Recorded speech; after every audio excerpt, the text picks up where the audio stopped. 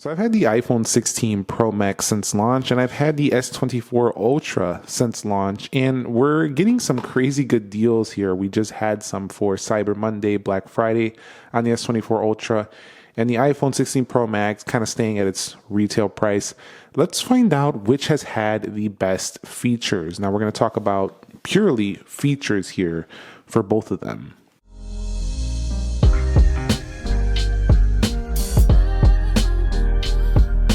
So what is up, guys? Nick here, helping you to master your technology. Let's begin with the display features between both of them.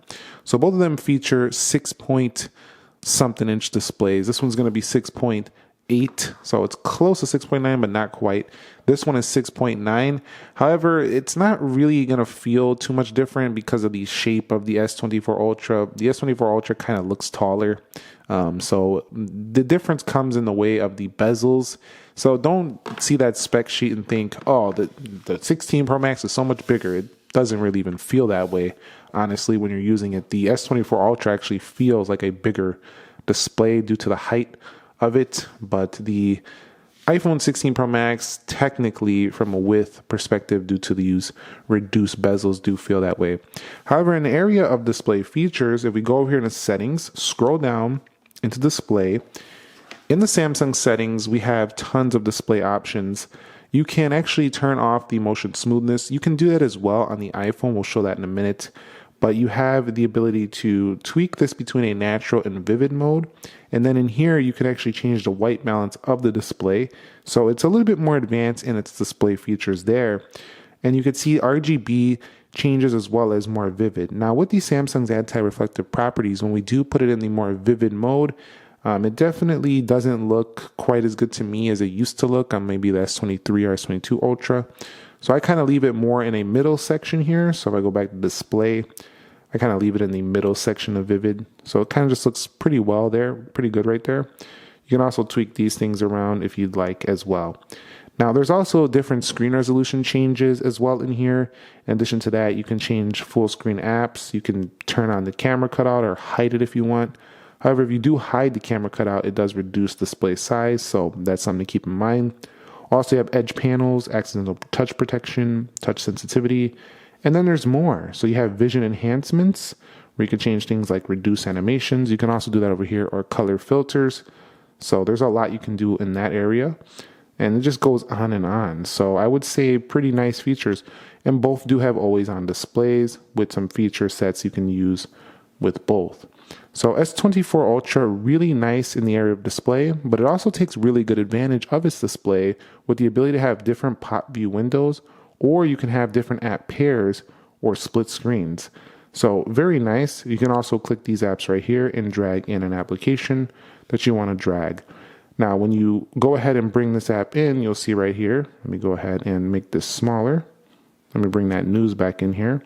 You can go ahead and click these three-dot menu right here, and you can actually flip between both of them there like that, or you can save it as an app pair to the home screen or to the app edge panel. In addition, that app edge panel is also, for this display, customizable. You can change its thickness. In addition, you can pull it down and stuff like that. Hold on, I got stuck right there.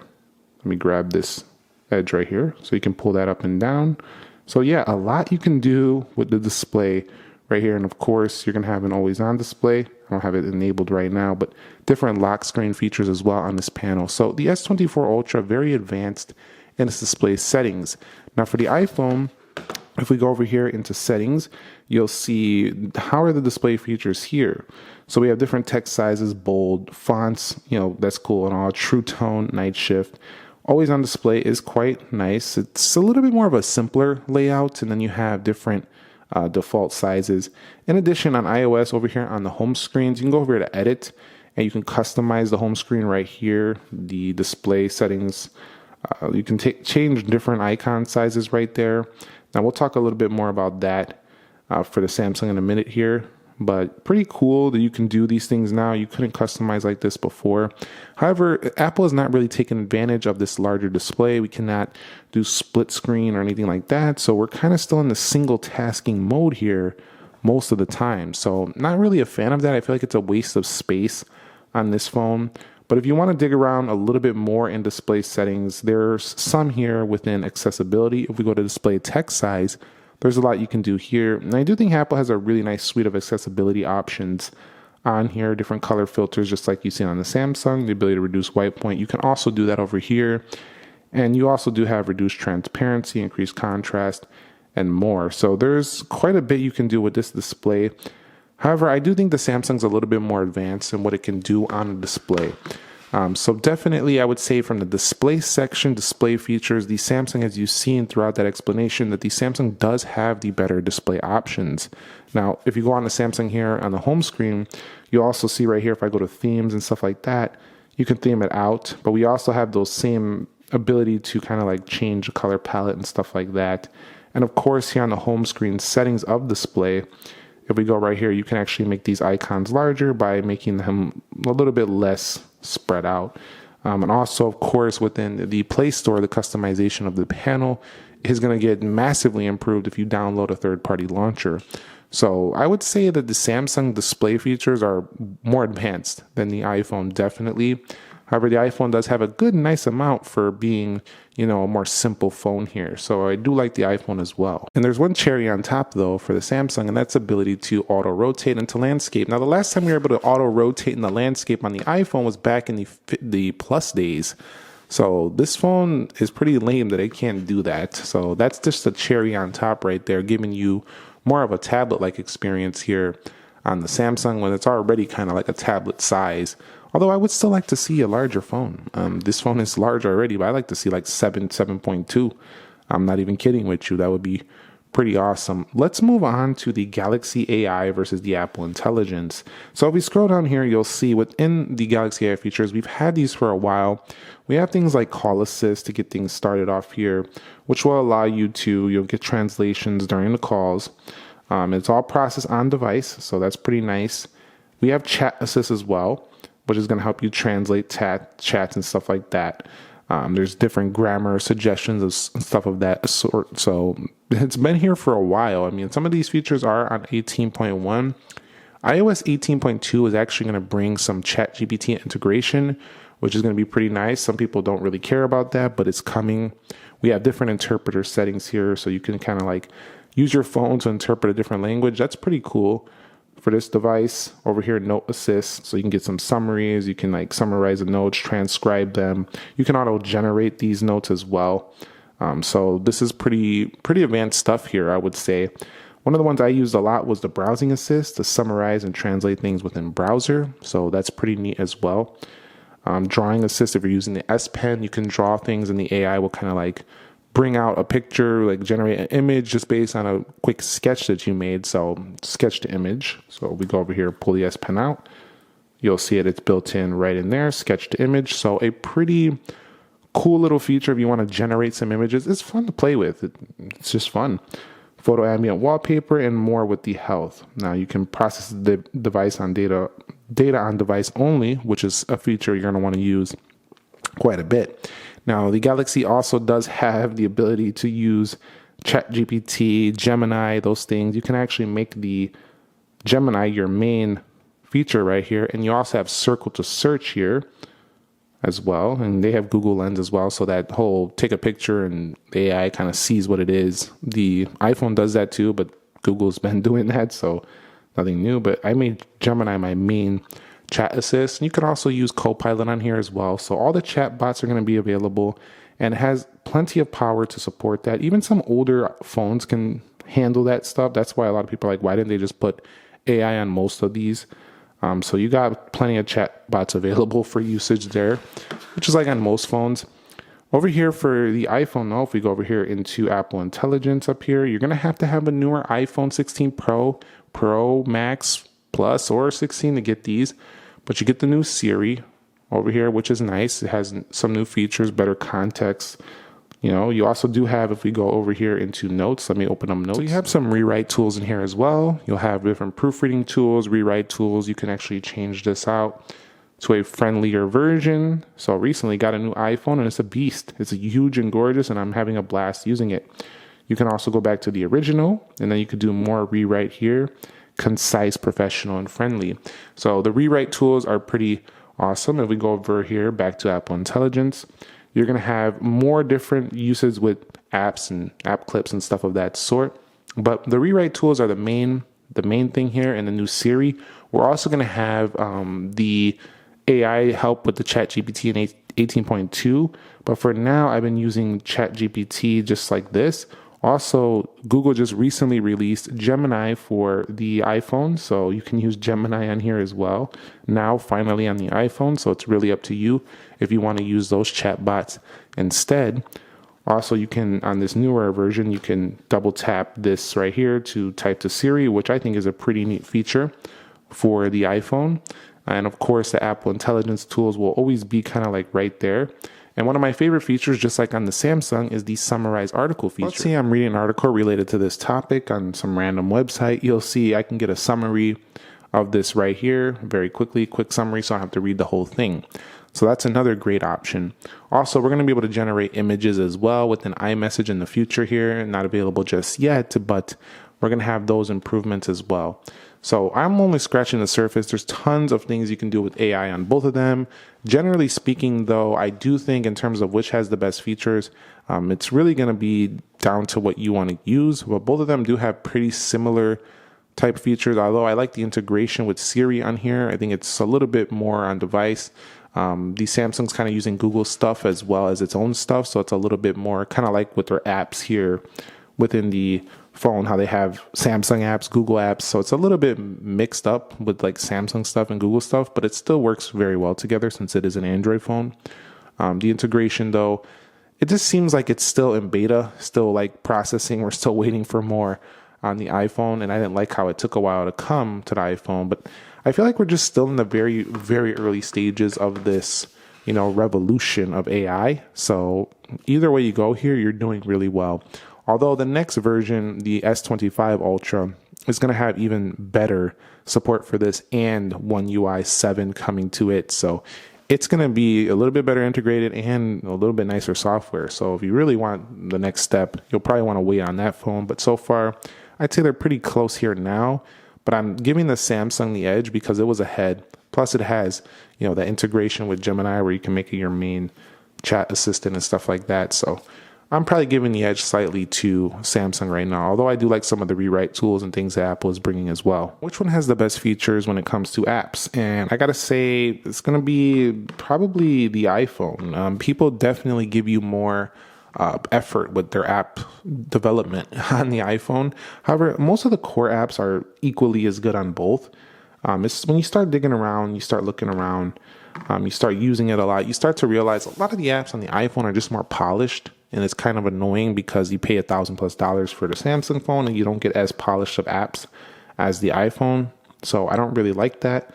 But at the same time, the core apps, the ones you're going to use, most of the mainstream stuff is all pretty similar. So that it's not really a deal breaker.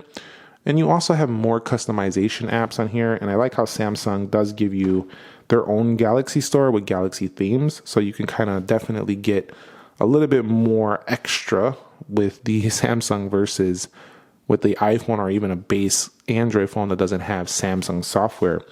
So Samsung really does throw everything in the kitchen sink to sweeten the deal. However, when we start to look at the actual quality of the apps, they sometimes are a little bit better for the iPhone, and they tend to work a little smoother sometimes on the iPhone, but that's not always the case. I'm just saying a lot of the apps, including things like video editors, camera apps, like one of the things I look for a lot is camera apps because I do videos. So let's go ahead and take a search right here. I usually find just higher quality camera apps on the iPhone. Let's go over here. Than on the Android device. So I'll find stuff on here that I don't even see available over here. Not that they don't make good apps. There's some good apps here as well. And I'm not promoting any of these, but definitely I just find some of these apps in here, like there's like App Design Year Award, like just high quality camera apps. And then over here you have like these Dollar Tree looking apps over here. So definitely I'm not a fan of that for the Samsung, but at least all my core stuff works. So it's not a deal breaker for me. I'm just saying in terms of which has the best apps, it's going to be the iPhone over here for sure, I feel like. So there's only one winner when it comes to advanced features. So over here, it's the Samsung. So they don't even have an advanced features section over here, but you have the advanced S Pen over here, which is something that's not available here. So you do have all of that stuff in there: Air View, Air Command, S Pen to text, the list goes on. Multi-window support, motions and gestures, changing, lift to wake, double tap the screen, palm capture. There's a lot you can do here. You have to remember to use these, but once you get used to them, there's no going back sometimes. Multi-window for apps, reduce animation, that's on here as well, but we do have different advanced stuff in here, so that's pretty neat. But the list goes on, and the ability to fully customize this out makes this phone just a little bit more advanced. You can manage everything right here: the RAM, optimize the storage. Over here you have different, you could scan the phone, stuff like that. Definitely over here in the App Edge panel, there's a lot you can do, like we talked about earlier, including really customizing this out to be the way you want it. Up here in the quick panel, you'll see a lot of customization in here as well. Where you can have adaptive color tone in there. Let's go over here to where you can go ahead and kind of tweak this. And of course, the control center is much more customizable, nicer than before. We have some nice features set in there. Now over here on the iPhone, we have a nice control center that is a really big update from before. And I do think that this one right here definitely is a little nicer than the Samsung's control area or the quick control area. So I will give it that. When we go on the settings here, it doesn't really showcase anything advanced. It's just basic features like, accessibility, action button, Apple Intelligence. We do have our control center, display, home screen, app, and library. It's more simplified. There's nothing like over the top. I would say the action button is a value add here. You can change this out. That's pretty advanced that you can do that. And of course, your camera control button over there, we'll talk later in the camera. I typically keep that action button on flashlight, but I don't really have a lot to go really in depth here from an advanced features standpoint. So pretty simple. I would say the Samsung more fun to use and has the best features when it comes to getting a little bit more advanced with the phone, especially when you start playing around with home screen settings and all that stuff, and then you go into the theme store, you go into the icon section or the AOD section, and you just really want to play around. The Samsung definitely just feels more advanced than the iPhone. So of course, I'm also going to give the win in customization to the Samsung as well, as we talked about a couple times already in this video. Now, you can play around here with customization in the Galaxy theme store, as we discussed earlier. You have different like seasonal themes and family themes. Now, a lot of things in here are purchase only though, so you have to purchase them. But if you go in here, there's some core launchers that have been popular for a long time that can really spice things up if you start to get bored. Like these launchers you'll see right here. I'm not going to name them because it's not sponsored, but you can read for yourself and go on and look around. But you can go much, much deeper into the customization. I know the customization is improved here on iPhone, but if you had a Samsung phone, it's kind of laughable to call this customization by comparison. It's just not even close. But they do at least offer the customization that you might care about, like just the ability to kind of give it a little bit more of a different color. So that's cool here. It's still very simple, larger icons. Using this over here, and I'm not bashing because I use this phone as well. I'm just saying that this customization is nothing compared to what the Samsung can do. Although I do like how the icons look over here. I think they look a little bit better when you customize things, because sometimes some of the icons over here, they don't all have this dark look. Some of them will look darker, some of them are not. So it looks a little sloppier sometimes on the Samsung unless you get the exact right theme. So it's a little bit easier to customize here. But it's definitely not too much going on, but definitely better than before. And just the ability to put apps wherever you want on screen is a nice addition to the iPhone, as you weren't able to do that before. So that's a nice addition as well. Overall, customization category, the Samsung wins it. It has won it, and it's going to take it here as well. Now, Samsung really did a great job by putting the Snapdragon 8 Gen 3 in here earlier than most competitors. And it's been super fast all year long, but the iPhone has come in and taken the crown once again. It is the faster processor performance, and it definitely shows that in benchmarks, but also, you're getting MacBook level performance here on the iPhone. While the Samsung takes better advantage of, I think, its CPU, and that it can do advanced multitasking. It's not as fast, especially when you're doing heavier gaming. So if you do want to do heavier gaming, the iPhone is a more powerful phone. But both of them do very well in this category. I don't think the average consumer of these definitely is going to care too much, because I haven't had no slowdowns on either of them in the area of performance. And the iPhone also gives you Wi-Fi 7 as well, so that's a win as well. But benchmarks, the iPhone just blows everything out of the water right now. It is the fastest out there, although the Samsung Ultra has been very good. I think this crown is going to be taken right back by the S24 Ultra, so it's going to be short-lived here for the iPhone. But for now, it's A18 Pro chip, 3 nanometer. This thing has had the best processor performance so far, so really good feature there to have a chip like that on the iPhone. When it comes to the battery, both of them have pretty nice battery features you can manage the battery with. So we have different power saving modes here. I think Samsung goes a little bit more in depth here with your ability to turn off the always on display here at a certain time, which you can do on other phones as well. Limit CPU, decrease brightness, limit apps on the home screen for maximum power saving. You do have battery protection options, 3 of them actually. So if we go in here, we'll take a look: basic, adaptive, and maximum. These are going to change how the phone charges to save your actual battery long term. Pretty nice. And then you have different charging settings you can turn off: fast and fast wireless charging. You have wireless power sharing. So that list goes on and on. It's just a lot of nice battery features on here. Although at the end of the day, I think the Samsung doesn't win in the battery department though. I think the iPhone has had a little bit better battery life for me, but it's still really long on the Samsung as well. You have your basic low power mode over here, which puts this thing in the 60 hertz, which I don't like. You can see cycle counts, maximum capacity, different charging options as well. So we have those over here as well. But you can change the actual charge limit, which I quite like on these newer iPhone 16 Pro Maxes. At the end of the day, the battery section is very simple on the iPhone. It's definitely more in-depth and more advanced. So the Samsung definitely has the better battery features in this comparison. Now let's look at the camera section, because the camera is an area where you got to talk about the features. Now Samsung does have more features, including Pro Video and stuff like that, but they don't have as many like RAW support features and Apple ProRes and stuff like that. The 4K 120 is a little bit better integrated here on the iPhone this year. The spatial video for Vision Pro, so a little head there with their, headset. Nice photographic styles. I think it combines this level of creative, mastery with just being easy to use while also giving you really good professional results. Really nice, easy to use macro mode.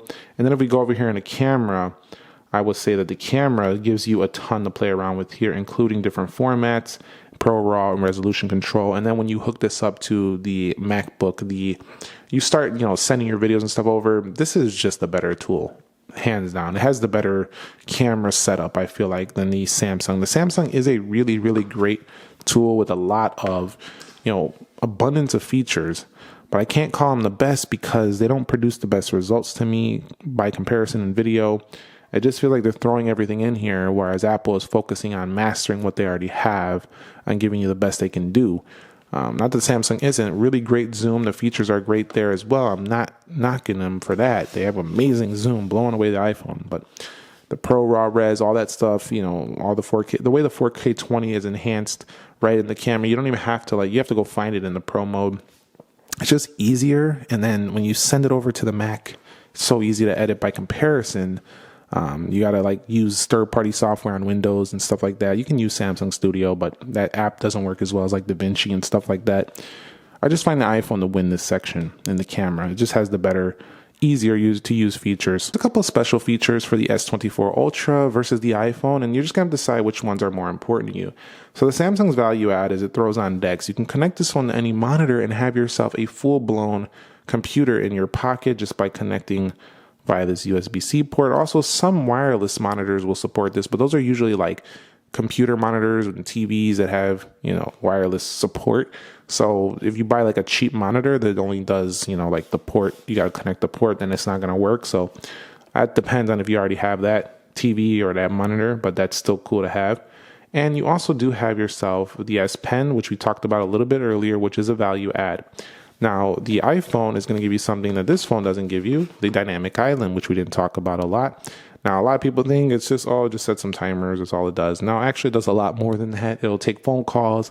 This thing over here will, like tell you when your Uber's coming, when your Lyft is coming. It's pretty neat if you haven't used it before. It's a nice way to hide the fact that this thing has a big notch on the display called the dynamic island. It's really a nice way to hide that fact. It still gets in the way in terms of, watching certain content, but at least they made it useful. Also, this does have, doesn't have an S Pen, but it has a nice freeform app, which is pretty neat. You can do a lot of brainstorming. You can do like some drawing and stuff like that. So it's pretty fun. But no S Pen here. We also have Samsung Notes that can do a lot of this, but that's a nice little app that's specific to the Apple iPhone. In addition, if we decide that we want to use this, out in the wilderness, this has better emergency SOS features than the Samsung, as well as texting via satellite. So those are some value adds the iPhone will take over the Samsung.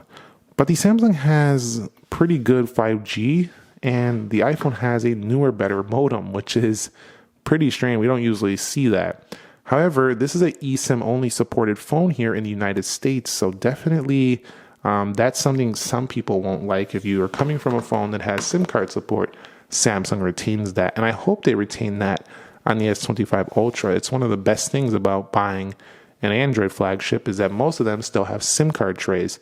I love that. Both of them are IP68, so none of them takes the win here in those features.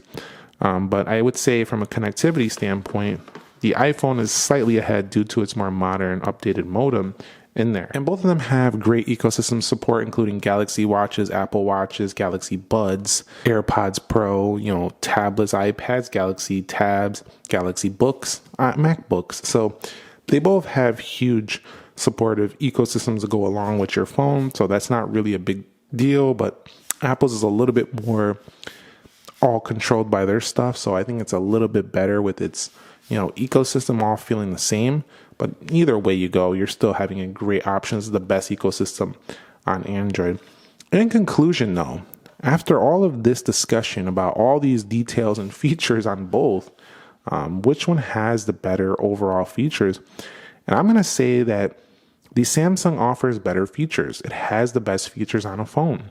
I do think it just outshines this iPhone. This phone is just more simple to use. But it's the better creative choice. It has the better creative tools. I think it has the better camera for video and creatives and stuff like that. So definitely the iPhone is the creative tools winner here, and as well as the more polished system. But from this standpoint, I think the S24 Ultra has taken the crown in this video for which one has the best overall features. But it was a close one here. There was a lot of nice stuff the iPhone was offering, but it just couldn't take this phone down. So that's why, this one has been, I think, super popular as well, just giving you everything in the kitchen sink this year. We'll see how much better the S25 Ultra does.